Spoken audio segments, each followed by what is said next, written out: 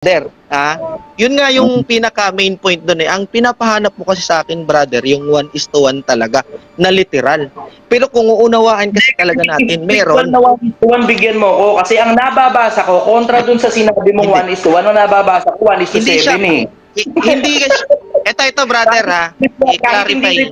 Sige, okay na. May mga bagay na hindi nababasa sa Biblia, ng letra por letra. Yes. So kahit spiritual, bigyan mo ko nung justice, saan mo mababasa na 1:1 kasi ikaw ang nagbigay ng interpretasyon nun. Hindi sa akin galing yung brother. Tingnan mo, pansinin mo. Sinusundan lang kita eh. Diba? Sinusundan lang kita. Sa'yo nang galing yung definition na 1:1 ang karma. Okay, ito.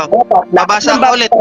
Na nakasulat sa 26 ng Levitico na sa'yo din nang galing, dapat 1:1. Eh may nababasa akong talata 1:7 eh. Ano to? Kapag mabuting gawa yung sinasabi, 1:1 lang? Tapos hindi. 1:7? Hindi mo naintindihan yan, brother.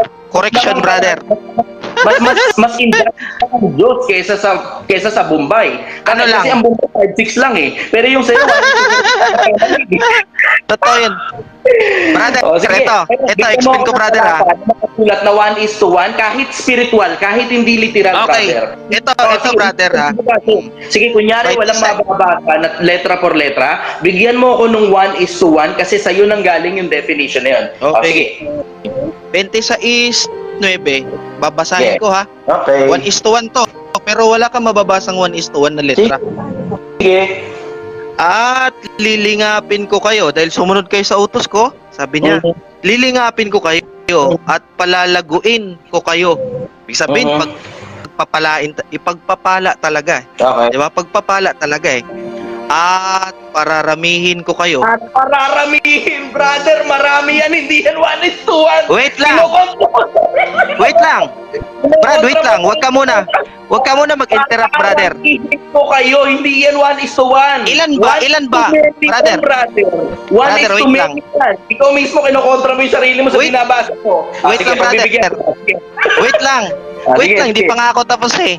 Sige. Hindi pa nga ako tapos eh. Wait lang ha. Yung Israelita kasi, marami kasi yun sila, brother eh. Kaya, hindi naman po pwedeng ikaw lang. Pero kung uunawaan mo kasi kung ikaw yung pinagsabihan dyan sa sitas na yan, individual yan eh. Pero kung ngayon, nagbabasa ka. Individual eh. Ang nakasulat dito kayo. Pero naman kayo na individual. Pag individual yun, ikaw yun. Ikaw, hindi kayo. Ano ba naman pambira ka naman? Hindi nga. Ano ba naman? Brother, ito ha. Hindi ko na talata para sumang-ayon sa gusto mo eh. Brother, wait lang. Ito ha. Pasakin ko yung talatang binigay mo. Kaya nagbigay ito. Time kasi na yun, brother. Bilingapin ko kayo. At palalaguin ko kayo. Kasi nga, marami sila ang sinabihan dyan. Individual. Ano ito? Marami silang sinabihan dyan. Kung isa lang, babasahin natin yung 34 ng 27, si Moises lang mag-isa doon. Kung yan yung gusto mo. Karamihan pala. Kung ang gusto mo pala ipaliwanag, isa ka. Ito kasi, brother, yung karma kasi na good karma at saka bad karma, hindi kasi yan eh, letra por letra na hindi manganganak. Kapag ka sobrang katigasan, example ha, sinabihan ka na, huwag kang iinom ng mga nakakalisning na bagay, huwag kang papasok sa bisyo, ganito ganyan, sabi niya, may guidelines yun. Ngayon, kapag ka ang tao talaga matigas ang ulo, brother, talaga nakikinig kasi may mga ganun. Wait lang, ito ha. Yung interpretation mo na ikaw lang nagsabi na 1:1. Hindi. Binibigyan mo ko ng many eh. Hindi siya malayo, brother. Ito ha. Sarili mo. Hindi. Ito, makinig ka ha. Okay. Yung Israelita kasi, hindi mo kasi ako pinapatapos, brother eh.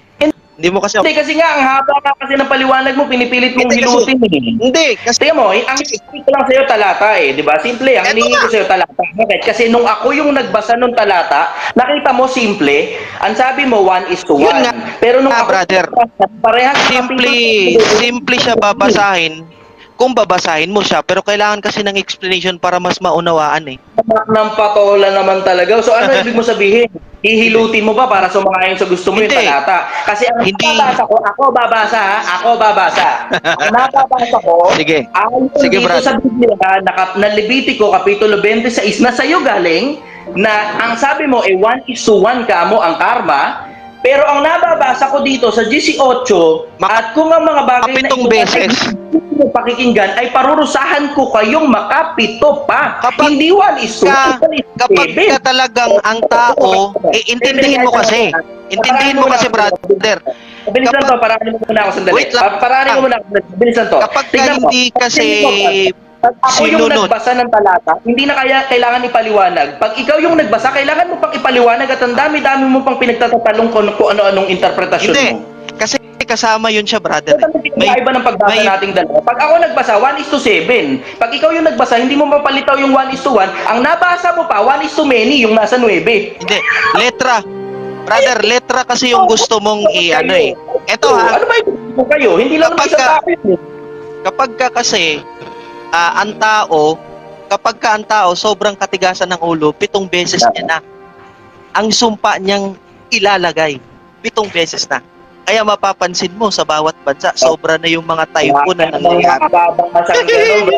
Interpretasyon mo na yan eh. Ito, babasahin ko. Sige. Ito, babasa. Kita mo. Sabi mo, pag sobrang katigasan ng ulo, wala kang mababasa sobrang katigasan ng ulo dito. Ito, maintindihan mo, brother. Kung talagang hindi makikinig ang tao. Katigasan ng ulo rito. At kung ang mga bagay naman ito ay hindi ninyo ako pakinggan. Bakit? Ayun, malambot ba ang ulo pagka hindi nakikinig? Wait lang. Pagka hindi ka nakikinig, hindi ba matigas ulo mo? Brother, diba? Sasabihin talaga ng teacher eh. Sasabihin ng teacher, hindi malayo yun. Wait lang ha, pa-explain mo ako. Kapag ka hindi talaga susunod, anong tawag? Ang tigas ng ulo mo, hindi ka nasunod sa mga sinasabi ko. Di ba? Wala nang letra, pero maintindihan mo. Kailangan nagkakaproblema, hindi mo mahanap yung 1:1 na sinasabi mo eh. Meron. Kasi mo eh. Okay, yun ang babasahin ko. Sige, ako naman ang magsasalita, ako ngayon ang tutulan mo. Ako magsasalita, Okay. ako ngayon ang tutulan mo. O ngayon, una, sabi mo, eto, ang kahulugan ng Biblia ay luma at bago. Tapos, Sabi nila, sige, kahulugan ka mo ng Biblia ay luma at bago. Ako naman ngayon magsasalita. Sabi mo, ang kahulugan ng Biblia ay luma at bago. Ito sinulat ko, ang kahulugan ng Biblia ay luma at bago. hindi mo na-clarify. Wait lang, brother. Wait lang, brother. Excuse me. Sorry. Para magsalita. Wala pang panahon para tumutol. Bibigyan kita ng panahon para collection of books. Yung iba, ini-interpret nila. Oo, ini-interpret nila bago at luma. Hindi pa ako tititindig ng panig ko. Huwag mo muna ako tutulan, bigyan mo ako ng oras. Binigyan kita ng oras para makapagsalita. Ako naman ngayon nagtitindig ng panig ko. Una, ang sabi mo, ang kahulugan ng Biblia ay luma at bago. Wala namang mababasang ang kahulugan ng Biblia ay luma at bago eh. Ang meron tipan, luma at saka bagong tipan. Hindi kahulugan yun. Huwag natin lalagyan ng kahulugan, kaya ka namamali. Tignan mo, yung 1:1, 1:7 pala. Mas masama ron, yung binasa mo, 1:1, 1:many. O yan, ito, susunod na punto ko ganito. Yung salitang ang sabi mo kanina, may mga tao, nawala. Bakit nawala ka, brother? Nawala. Ba't nawala? Invite natin uli. Brother, wag kang aalis. Dito ka lang. Relax ka lang. Dito ka lang sa tabi ko. Nanatiling uhaw. Uhaw. Uhaw. Nawala ka.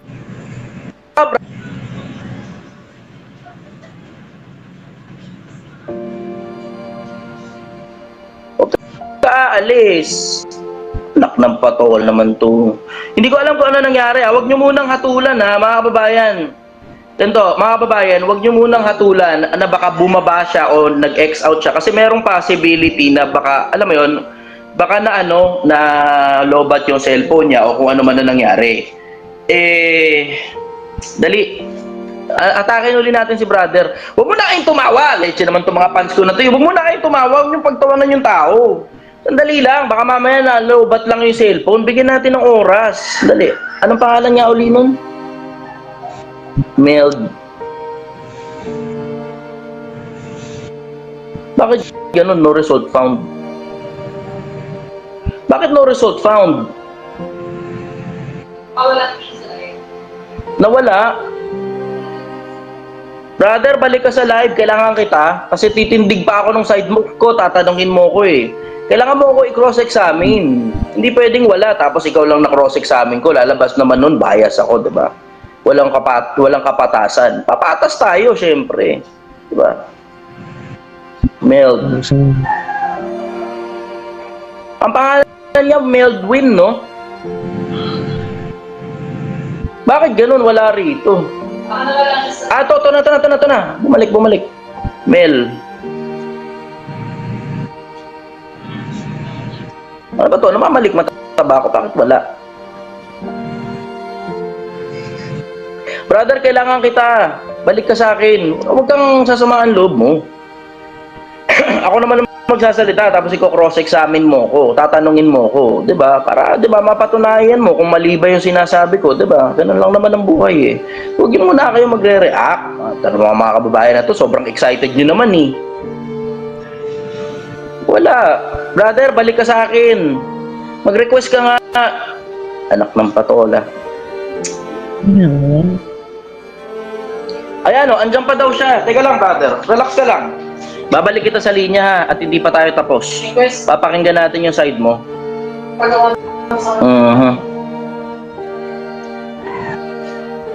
Huwag ka alis ha, dyan ka lang. Meld. Naputol lang tayo eh. Nandyan pa siya sa linya. Bakit ganun? Hindi makita dito.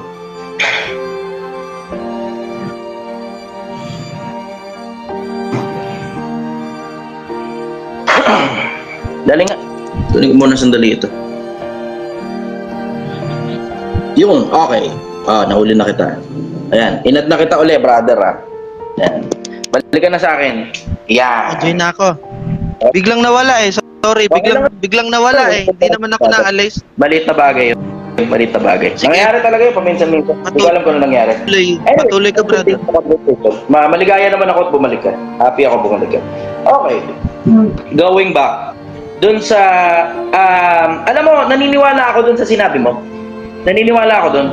Kasi hindi ko naman, alam mo, hindi naman ako mangmang pagdating sa religious matters eh, diba? Obvious naman siguro, nakakapagkabisa ako ng mga talata eh. Naniniwala ako doon sa sinasabi mo na ang karma 1:1. Huwag ka mag-alala, hindi kita kakastiguhin doon sa bagay na yun. Hindi. Kinakastigo kita kasi yung Kapitulo 26 ng Levitico, hindi ako naniniwala kasi na karma yan eh. Bakit hindi ako naniniwala? Kasi naniniwala ako doon sa sinabi mo na 1:1 ang karma. At totoo yun. Ayon sa mga Budista at saka sa mga Hinduism. Kasi in case hindi mo alam, brother, ang origin nung salitang karma, galing yan dun sa isa sa mga... Teka, i-google ko kung saan galing yung karma. Ito baka hindi mo pa na-i-google. Aral ng Kristyanismo ang karma. Na-google. Na-google ko na yan. Bali, naiintindihan mo yung ibig ko sabihin na yung karma mismo, yung karma na 1:1, na tama ka, 1:1 talaga yun. Yung salitang karma, galing yan sa mga Hinduism eh. Hindi yan parte ng hindi yan parte ng aral ng Kristyanismo at hindi rin yan parte ng aral ng mga ng mga Hudyo. Sila yung tumanggap ng 10 utos sa bundok, sila yung pinangaralan ni Moises, tapos nung mangaral si Kristo sa lupa, walang pinangaral na 1:1, walang ganun. Pero tama ka ron sa sinabi mo, 1:1 talaga yun. Nga lang, hindi nga lang siya aral ng Kristyanismo, hindi rin siya aral ng Hudaismo. Ito, yung aral ng yung aral nitong etong karma, aral ito ng Hinduism. Ibang religion ng Hinduism. Ito, para maintindihan ninyo mga kababayan, Hinduism origin, most scholars believe Hinduism started somewhere between 2300 BC and 1500 BC in the Valley of Indus, modern day in Pakistan.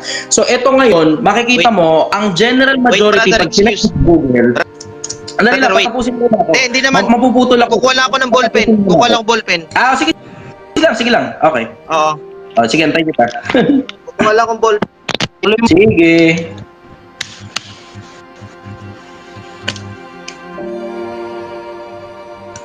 Antay muna natin si brother.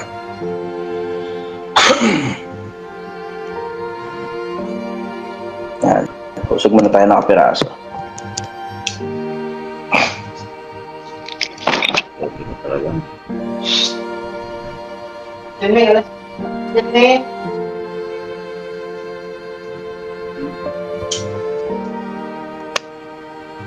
Tayo muna natin si brother at kumukuha siya ng ballpen. Ako kasi sumusunod sa pagkakataon. Ayan, okay. Good. Okay, ayos, maligaya.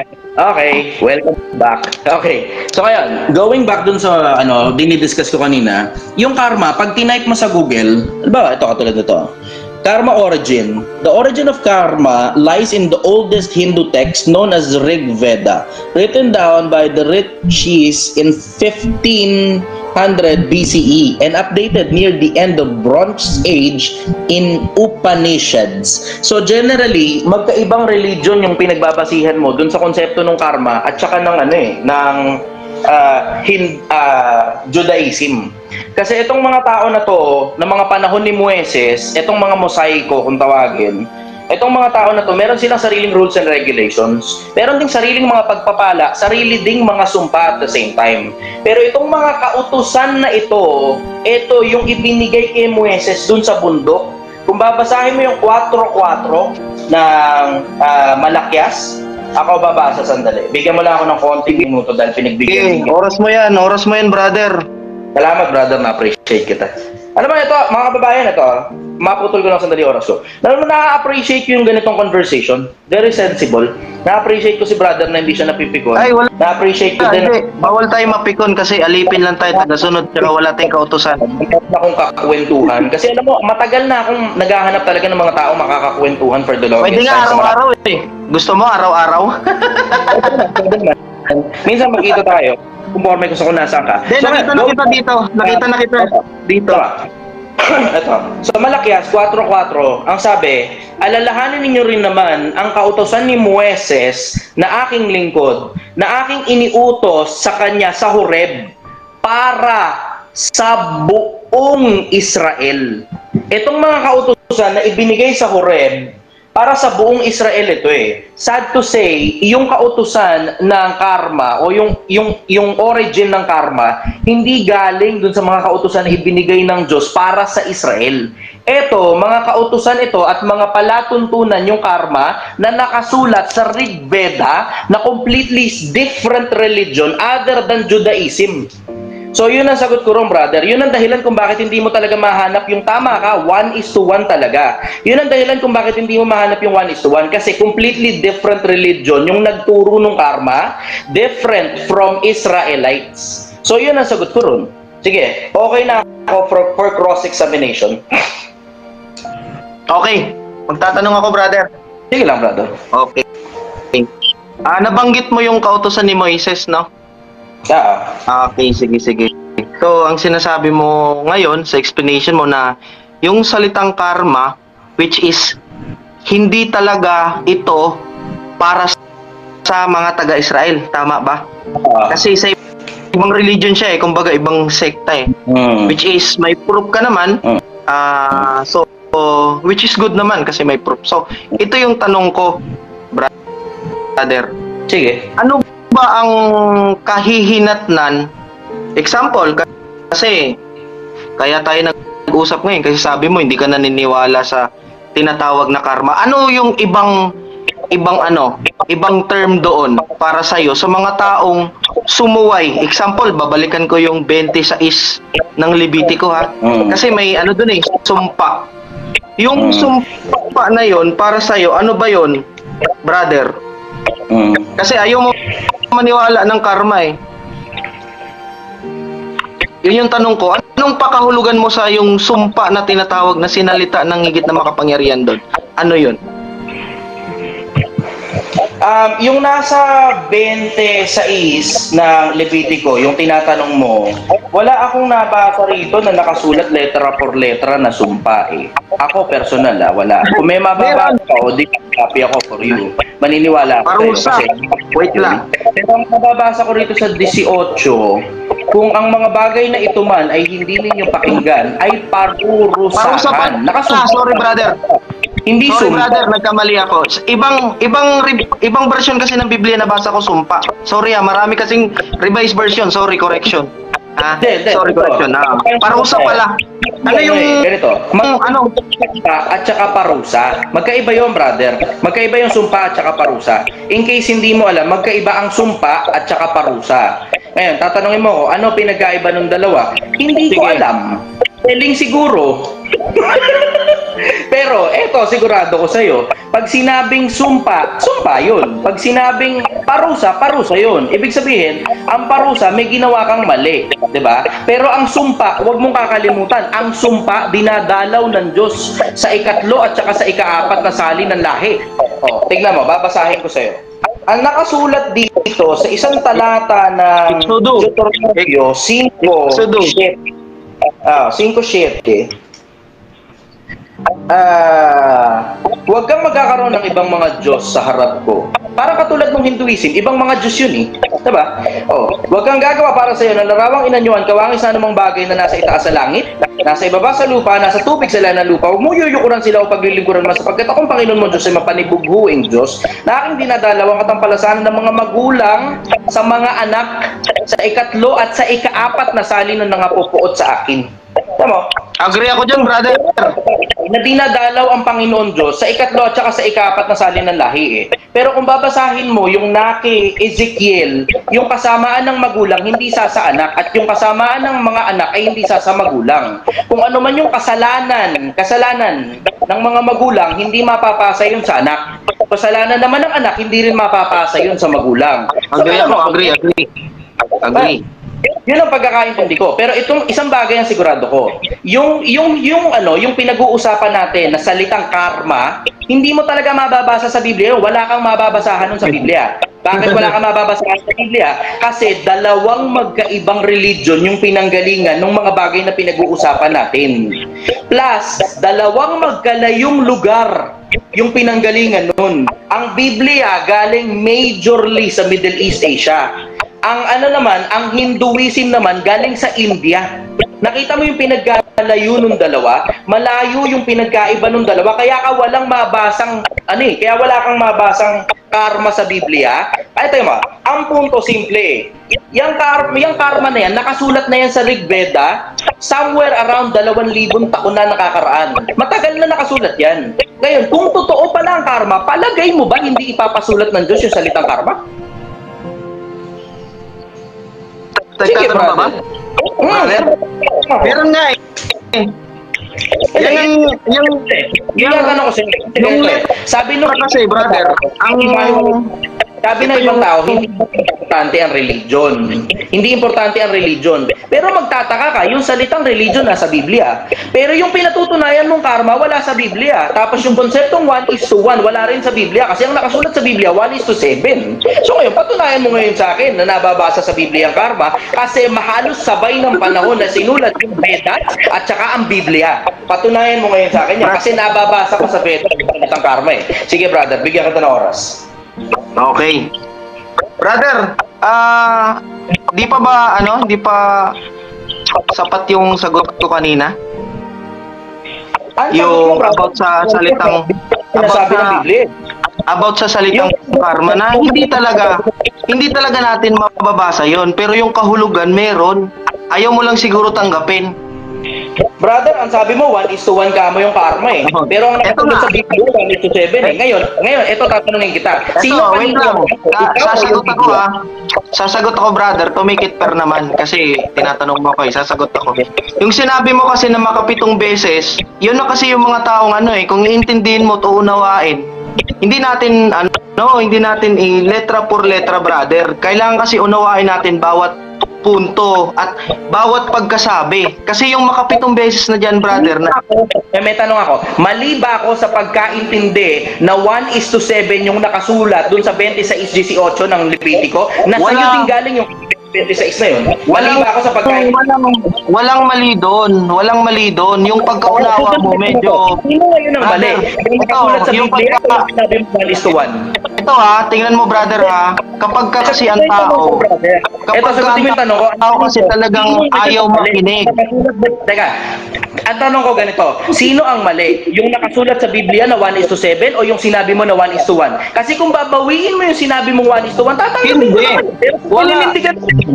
Ako brother, nagpa-base lang din ako sa Biblia. Hindi naman po pwedeng ako yung tama. Nag-conclude ka ng sarili mo, sabi mo 1:1, pero ang nakasulat sa Biblia 1:7. Magkaiba eh. Individual Yun, Yung doon tayo nagkakaproblema eh. Yung nakasulat sa Biblia, 1:7. Pero yung sinasabi mo, 1:1. Pero kung babaliin mo ngayon yung sinabi mo na hindi na 1:1, paniniwalaan naman kita eh. Justice naman ako